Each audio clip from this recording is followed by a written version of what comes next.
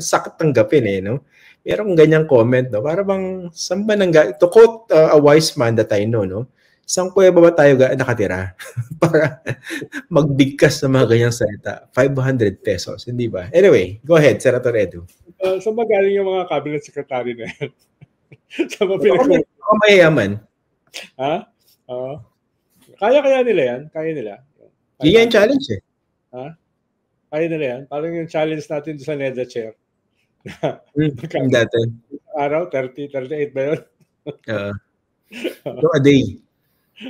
So, parang wala na-call ng hamon natin. Nasubukan man lang nila. Wala, baka hindi tumagal ito mga to eh. Maraming itlog na mabibili yan. Yung 500 pesos? Itlog. Instant pancit canton, pwede. Hindi, may breakdown sila eh. May breakdown sila. Oo nga. Lakas ng loob, grabe. Ano ba naisip ko noon? Kasi paliwanag ng paliwanag eh, lalo sa lumulubog sa kumunoy. Pwede yatang gawin nila, no?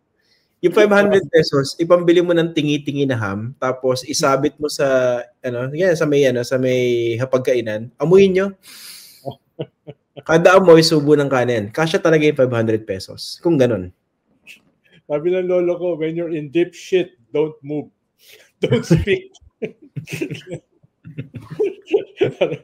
Andito ka, walang gagalaw. Nagpaliwanag pa eh, no? Kaya yung bawat kanto pinagtatawanan eh. Yung halong galit tsaka katatawanan, di ba? Yung niliridicule talaga. No? Ako, sanay ako na niliridicule dito eh. Pero hindi naman ako cabinet secretary. Ex-cabinet secretary. Ex-cabinet secretary. Head ko pa ng DTI. Tapos pinagtatawanan ka, di ba? Tapos lahat eh, may breakdown na ng Tikwa 500. Ang daming breakdown eh. Ang daming nagpapadala sa akin. Meron 4 cantos plus lechon manok. Di ba? Meron ba ako nakita? 1993 prices. Meron daw kasya raw yun, 1993. Kompleto. No? Puro instant mami yan. Dami yan. Instant, napaka-healthy nun.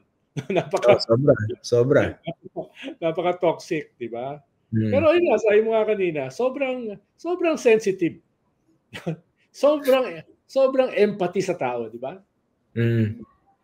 Sa gitna ng lahat na nangyayari. Sabagay, sa gitna ng lahat na nangyayari dito, meron kang desisyon ng COMELEC tungkol kay Chis Escudero. Diba? Grabe. Meron kang 500 pesos, di ba? Meron kang allocables. Yes. Diba? Allocables ka na listahan na lumalabas, no? Nakita na naman natin yung top 2. Nagulat ako doon sa number 3. Nakita mo ba yun? Yung number 3 na pinakamarami? Sino ba? Si ano? 3 billion. Bago. Sino ba? Bagong kongresista. Kapapanalo lang. Sino ba yung number 3? Hindi ko napansin. Kapapanalo lang. Number 1 si Sandro, tapos si Martin Romualdez, hindi ba? Oo. Hulaan mo kung saan galing yung pan. Paborito mo yun eh.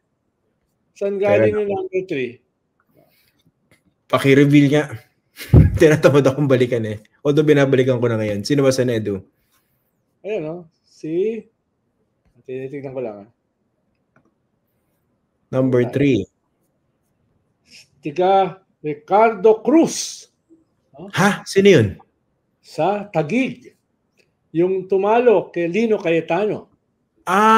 Okay. Yung kaalyado ng mga mga Cayetano. Oo. 3,509,065,000. Oo nga, tama. Allocable per year. Oo, 3.5 billion. Oo, no? Oo, bakit kaya? Yung dalawa, siyempre, mali yun. At binabanatan natin yun. Pero nagulat lang ako sa number 3. Bagong kongresista. Lakas, no?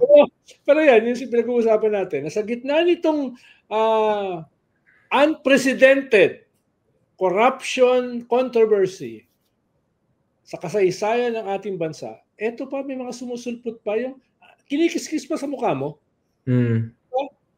Itong 500 pesos, parang kinikiskis, kinakahit pa sa mukha mo.